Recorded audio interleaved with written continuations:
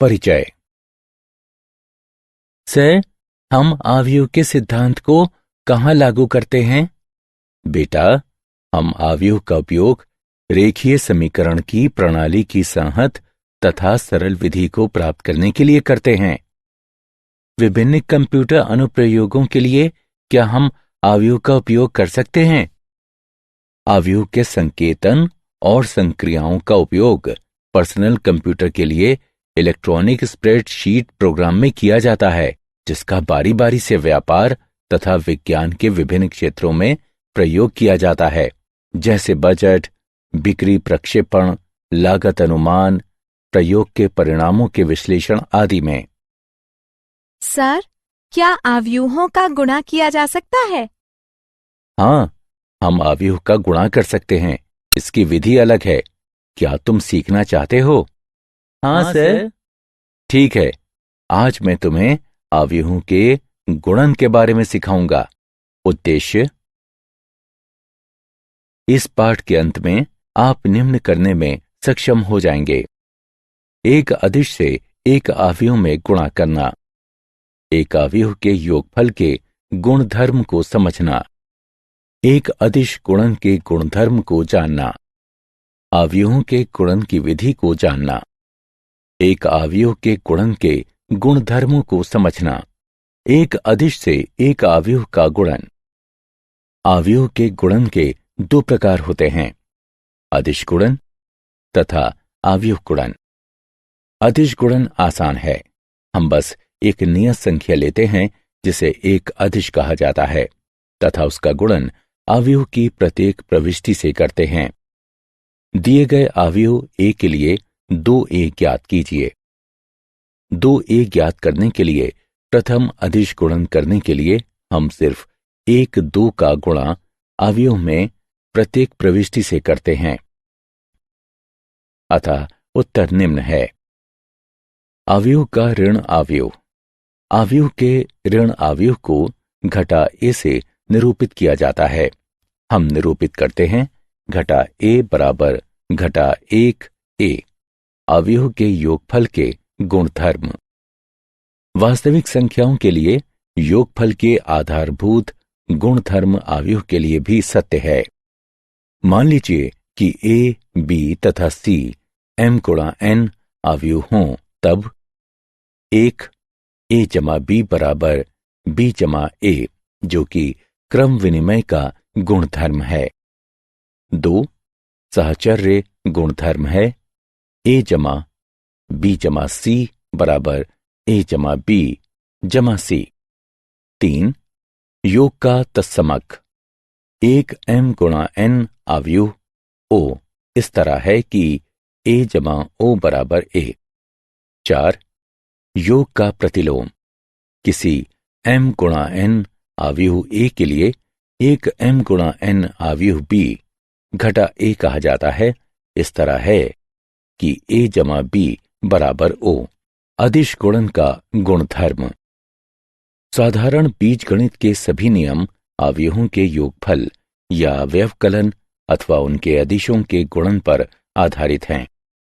प्रथम गुणधर्म है यदि a तथा b समान कोटि की दो अवयव हों तथा यदि k एक अदिश हो, तब k a जमा b बराबर k a जमा k b। एक अन्य गुणधर्म है यदि k 1 तथा k 2 तो अदिश हैं, एवं यदि a एक अवयव है, तब k 1 जमा k 2 a बराबर k 1 a जमा k 2 a तथा k 1 k 2 a बराबर k 2 k 1 a। अवयवों का गुणनफल। हम दो अवयवों का गुणा कर सकते हैं यदि और केवल यदि प्रथम अवयव के स्तंभों की संख्या द्वितीय अवयव की पंक्तियों की संख्या के बराबर हो, अन्यथा दो अवयवों का गुणन अपरिभाषित होता है। अवयव के गुणन की कोटि है प्रथम अवयव की पंक्ति गुणा द्वितीय अवयव का स्तंभ। अवयव के गुणन की विधि। चलिए अब दो अवयवों के गुणन की विधि सीखते हैं। आइए एक सामान्य 2 गुणा 3 अवयव से एक 3 गुणा 2 अवयव का गुणन करते हैं? उत्तर 1 2 गुणा 2 अवयव होगा। हम क्रमशः अवयवों को जोड़ते और गुणा करते हैं। हम प्रथम अवयव की पहली पंक्ति लेते हैं, द्वितीय अवयव के प्रथम स्तंभ में एक एक अवयव में बारी बारी से नीचे की ओर गुणा करते हैं। हम परिणामी गुणन को जोड़ते हैं। हमारा उत्तर अवयव में स्थिति ए 1 1 बाएं शीर्ष में रखा जाता है। हम प्रथम अवयव की पहली पंक्ति तथा द्वितीय अवयव के दूसरे स्तंभ के लिए यही प्रक्रिया करते हैं। परिणाम को ए 1 2 स्थिति में रखा जाता है। अब प्रथम अवयव की दूसरी पंक्ति के लिए तथा द्वितीय अवयव की पहली पंक्ति के लिए करते हैं। परिणाम को ए 2 1 स्थिति में रखा जाता है। अंत में हम प्रथम अवयव की दूसरी पंक्ति तथा द्वितीय अवयव के दूसरे स्तंभ के लिए करते हैं। परिणाम को ए 2 2 स्थिति में रखा जाता है। अतः हमारी दो अवयवों के गुणन का परिणाम इस प्रकार है। उदाहरण, दो अवयव दिए गए हैं। निर्णय लीजिए कि किस अवयव के गुणन ए बी अथवा बी ए को परिभाषित किया गया है तथा उसका आकलन कीजिए। क्योंकि ए 2 गुणा 3 है तथा बी 3 गुणा 4 है, उस क्रम में गुणन ए बी परिभाषित है तथा गुणन अवयव ए बी का परिणाम होगा 2 गुणा 4। गुणन बी ए अपरिभाषित है, क्योंकि पहले गुणनखंड बी में 4 स्तंभ हैं, किंतु द्वितीय गुणनखंड ए में केवल 2 पंक्तियां हैं। गुणन को परिभाषित करने के लिए प्रथम अवयव के स्तंभों की संख्या द्वितीय अवयव की पंक्ति की संख्या से मेल खानी चाहिए। हल, ए में पंक्ति 1 तथा बी में स्तंभ 1 का डॉट गुणन लेने पर ए बी में 1 1 प्रविष्टि मिलती है। ए बी में 1 1 प्रविष्टि 1 है। ए में पंक्ति 1 तथा बी में स्तंभ 2 का डॉट गुणन ए बी में 1 2 प्रविष्टि देता है।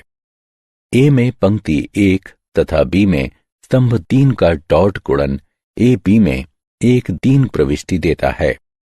ए में पंक्ति 1 तथा बी में स्तंभ 4 का डॉट गुणन लेकर गुणन की पहली पंक्ति को पूर्ण किया जा चुका है, जो ए बी में 1 4 प्रविष्टि देता है। अब ए बी की द्वितीय पंक्ति के लिए ए में पंक्ति 2 तथा बी में स्तंभ 1 का डॉट गुणन ए बी में 2 1 प्रविष्टि देता है तथा ए में पंक्ति 2 तथा बी में स्तंभ 2 का डॉट गुणन ए बी में 2 2 प्रविष्टि देता है। अंत में बी में स्तंभ 3 और 4 के साथ ए में पंक्ति 2 का डॉट गुणन लेने पर ए बी में क्रमशः 2 3 तथा 2 4 प्रविष्टि प्राप्त होती है। अतएव ए बी को हल किया जा सकता है। पंक्ति अनुसार पहली पंक्ति 1 3 घटा 2 घटा 2, दूसरी पंक्ति घटा 10 11 घटा 10 19। अवयव के गुणन के दौरान विचार किए जाने वाले कुछ बिंदु। यदि ए बी परिभाषित है तब बी ए परिभाषित होना चाहिए। अवयवों के गुणन की अक्रम विनिमयता, यहां तक कि अगर ए बी तथा बी ए दोनों परिभाषित हों तो ये आवश्यक नहीं है कि ए बी बराबर बी ए होगा। अवयवों के गुणन के गुणधर्म। अवयव का गुणन सहचर्य होता है। उदाहरणार्थ, 3 अवयव ए बी तथा सी दिए गए हैं, अतः निम्नलिखित पहचान सर्वथा सत्य है।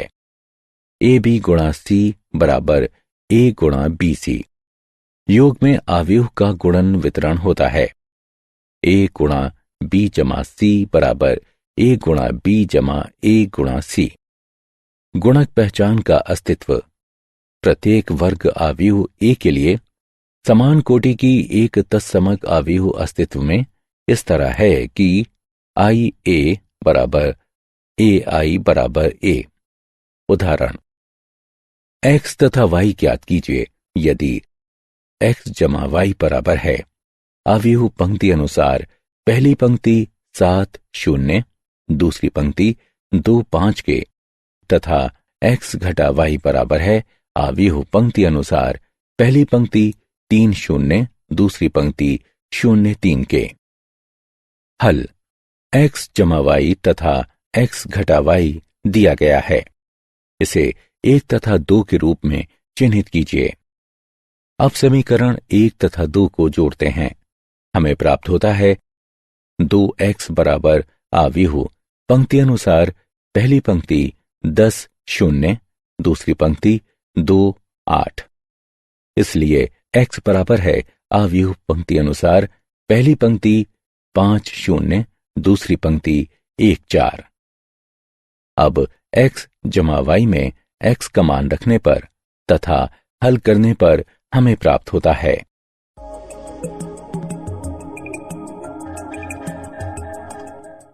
अवयव y बराबर है पंक्ति अनुसार पहली पंक्ति 2 0 दूसरी पंक्ति 1 1 के। क्या आप जानते हैं अवयव का उपयोग सामान्यतः लंबे समीकरण को हल करने के लिए बीजगणित में किया जाता है। चरों जैसे कि x तथा y लिए गए हैं तथा संख्याओं के वर्ग या आयताकार ग्रिड बनाने के लिए परिणामी संख्याओं को पंक्ति एवं स्तंभों में व्यवस्थित किया गया है। प्रश्नों को और अधिक सहजता से हल करने के लिए इन संख्याओं की गणना की जाती है। सारांश, आइए हमने जो कुछ सीखा है उसे संक्षेप में दोहराएं। घटा a बराबर घटा 1 गुणा a घटा b बराबर a जमा घटा 1 गुणा b, a जमा b बराबर b जमा a जमा b जमा c बराबर a जमा b जमा c, जहां a b तथा c समान कोटि की हैं। k गुणा a जमा b बराबर k गुणा a जमा k गुणा b, जहां a तथा b समान कोटि की हैं, k अचर है। k जमा l गुणा a बराबर k गुणा a जमा l गुणा a, जहां k तथा l अचर हैं। हम दो अवयवों का गुणा कर सकते हैं यदि और केवल यदि पहले अवयव के स्तंभों की संख्या दूसरे अवयव की पंक्तियों की संख्या के बराबर हो। a गुणा bc बराबर ab गुणा c, a गुणा b जमा c बराबर a गुणा b जमा a गुणा c।